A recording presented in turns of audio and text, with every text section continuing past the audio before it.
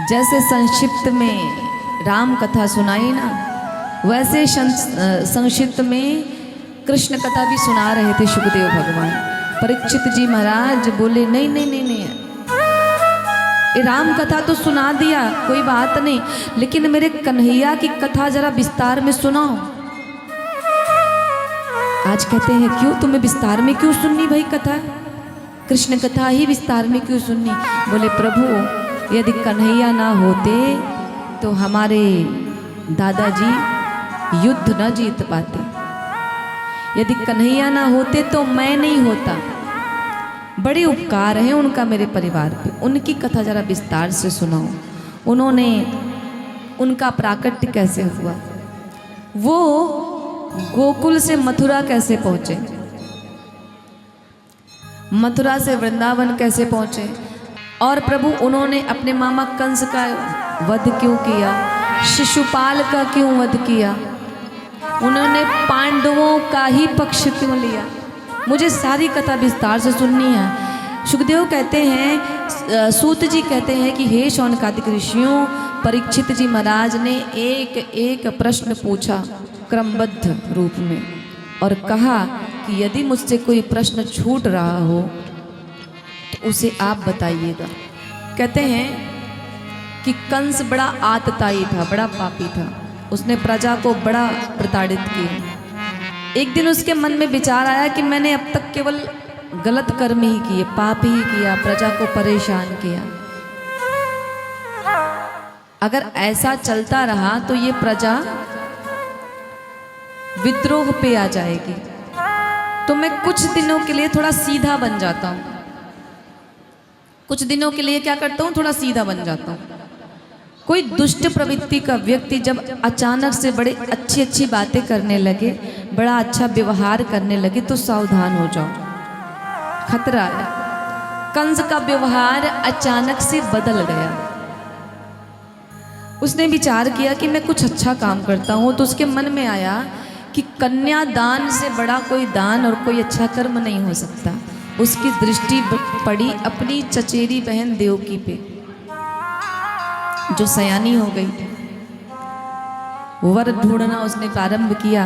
वसुदेव जी महाराज को उसने वर के रूप में चुना, विवाह किया, और नाना प्रकार का दाइज दे करके आज अपनी बहन को विदा करते हुए नकली आंसू गिरा रहा है, जो पकड़ के बहन को रो रहा है।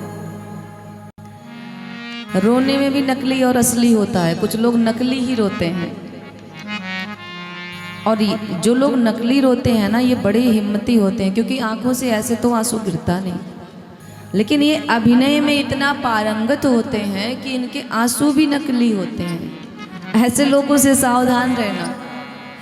तो अब अपनी बहन को हृदय से लगा करके जो रो रहा है, पूरी प्रजा ने देखा, कहा अरे भाई हम तो गलत ही इस पे दोषारोपण कर रहे थे, कितना बढ़िया व्यक्ति है, देखो तो सही। लोग अपनी सगी बहन का विवाह नहीं करते, बचते हैं, माता पिता से बोलते हैं पैदा आपने किया तो विवाह भी आप करो, मेरी कोई जिम्मेदारी नहीं। और ये तो अपनी चचेरी बहन को इतना मानता है, बड़ा बढ़िया व्यक्ति है। उसने कहा कि हे बहन, मैं तुझसे इतना प्रेम करता हूँ ना कि तेरी विदाई मुझसे सही नहीं जा रही है। तो क्या किया उसने, रथ पे अपनी बहन और बहनों को बिठाया, मैया देवकी और वसुदेव जी महाराज को, और कहा कि मैं स्वयं रथ को हाँकते हुए आपको ससुराल ले चलूंगा। अब इसने इतने पाप कर दिए, कंस ने इतना पाप किया, सुखदेव भगवान कहते हैं कि पृथ्वी मैया का कलेजा फटने लगा। गौ का स्वरूप धारण करती हैं, ब्रह्मा जी के पास जाती हैं और कहती हैं कुछ करिए, आप तो विधाता हो, आप तो सबके जीवन और मृत्यु का लेखन करते हो, आपको तो सब पता है। इस कंस का अंत कब होगा ये बताओ।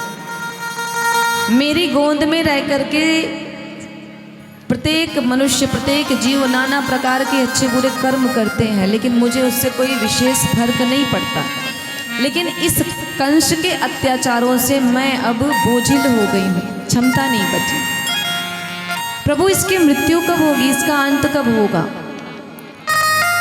ब्रह्मा जी ने ध्यान लगाया तो बोले चिंता मत करो, आप सब लोग प्रस्थान करो, मेरे प्रभु अपने अंशों के सहित प्रकट हो जाएंगे ब्रज में समय आने पे। और उनके जाने से पहले जितने भी देवी देवता थे सबको आना पड़ा, कहाँ? वृंदावन। सभी आकर के भगवान के आने का स्वागत कर रहे हैं, प्रतीक्षा कर रहे हैं, उनके स्वागत में सभी आके बैठ गए। अब देवताओं ने देखा कि ये कंस तो बड़ा पाखंडी निकला, ये तो रोने का नाटक कर रहा है, कहीं भगवान को इस पे दया ना आ जाए। सुखदेव भगवान कहते हैं कि देवताओं ने विचार किया कि कहीं मेरे ठाकुर इतने दयालु हैं कि एक क्षण में तो ये पिघल जाते हैं, कहीं इसके अश्रु देख करके मेरे नारायण का मन ना बदल जाए, वो अपने अवतार लेने की इच्छा को समाप्त ना कर दें। इसके लिए इसका वास्तविक रूप ईश्वर के सामने लाना बहुत आवश्यक है। अब देवताओं ने क्या किया, बड़े प्रेम से रथ को हाँकते हुए कंस चला जा रहा था, तभी देवताओं ने भविष्यवाणी करा दी, हे कंस, जिस बहन को अपने इतना प्रेम से रथ पे बिठा करके उसे उसके ससुराल लेकर के जा रहा है, विदा कर रहा है, इसी की 8वीं संतान तुम्हारे मृत्यु का कारण बनेगी। प्रभु सुखदेव भगवान कहते हैं, परीक्षित, इतना सुनते ही कंस ने रथ को रोका और झट से रथ के नीचे आया और उसने विचार किया कि वो मूर्ख ही होगा जो अपने मृत्यु को निमंत्रण दे। मैं बहन को ही समाप्त कर दूंगा तो कोई बालक पैदा होने की बात ही समाप्त हो जाएगी। देवकी मैया को केसों से पकड़ करके कंस ने रथ से नीचे उतारा, निकाल ली अपनी तलवार और जा रहा था वध करने। वसुदेव जी महाराज हाथ जोड़ के खड़े हो गए, हे महाराज, आप राजा हो, आपके हाथ से एक स्त्री की हत्या शोभा नहीं देती, ऐसा घृणित कर्म आप मत करो, मेरी पत्नी को छोड़ दो, क्षमा कर दो। कंस ने कहा, एक शर्त पे छोड़ूंगा। कौन सी शर्त? आप दोनों पति पत्नी को मेरे बंदी गृह में बंदी बन के रहना पड़ेगा। साथ ही साथ एक शर्त और है, आपकी जितनी भी संतानें होंगी आप ला करके मुझे दोगे,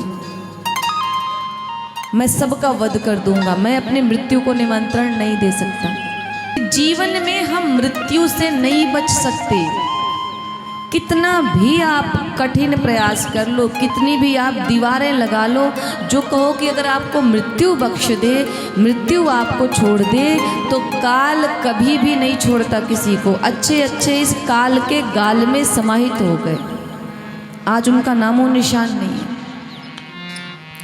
तो मृत्यु से बचने का उपाय करना मुझे लगता है कि संसार की सबसे बड़ी मूर्खता करना है। बचो मत मृत्यु से, मृत्यु का स्मरण करो। मृत्यु का स्मरण करते करते एक दिन ऐसा आएगा कि आपके हृदय से मृत्यु का भय ही समाप्त हो जाएगा। और एक सूत्र और, जीवन में अपना प्रत्येक दिन आखिरी दिन समझ करके जियो, खूब खुश रहो। याद रहना, जीवन का सबसे बड़ा नुकसान मृत्यु नहीं है, जीवन का सबसे बड़ा नुकसान है कि जीते जी जब हम जीने की इच्छा छोड़ देते हैं, तो ये हमारी ज़िंदगी का सबसे बड़ा नुकसान है। मैं कहती हूँ ना, छोटी सी ज़िंदगी है, खूब प्रसन्न रहो, इतना हंसो कि आपका पेट फूल जाए, खूब हंसो। आपको नाचना नहीं आता, बहुत बुरा नाचते हो, लेकिन फिर भी नाचो, क्योंकि ये ज़िंदगी बहुत छोटी है और कब ख़त्म हो जाए हमें नहीं पता। इसलिए ज़िंदगी को जियो, काटो मत। आप बच्चे बन जाओ अपने जीवन में। मैंने आज एक बात कही माता जी से कि जीवन में सब कुछ करना, पर अपने अंदर के बच्चे को कभी मरने मत देना। अपने अंदर के लड़कपन को ना कभी मारना मत, अपने अंदर के बाल स्वरूप को, अपने अंदर के बाल भाव को कभी मत समाप्त करना। बहुत समझदार बनने की कोशिश मत करना जीवन में, वरना आप सब कुछ खो दोगे। समझदार मत बनना, बच्चे बन के रहो। उम्र कितनी भी हो जाए, अपने अंदर का बच्चा कभी मरने मत देना, क्योंकि जिंदगी बहुत छोटी है। खुल के जियो। कंस लेकर के गया वसुदेव महाराज और देव की मैया को अपने बंदी गृह में बंद कर दिया।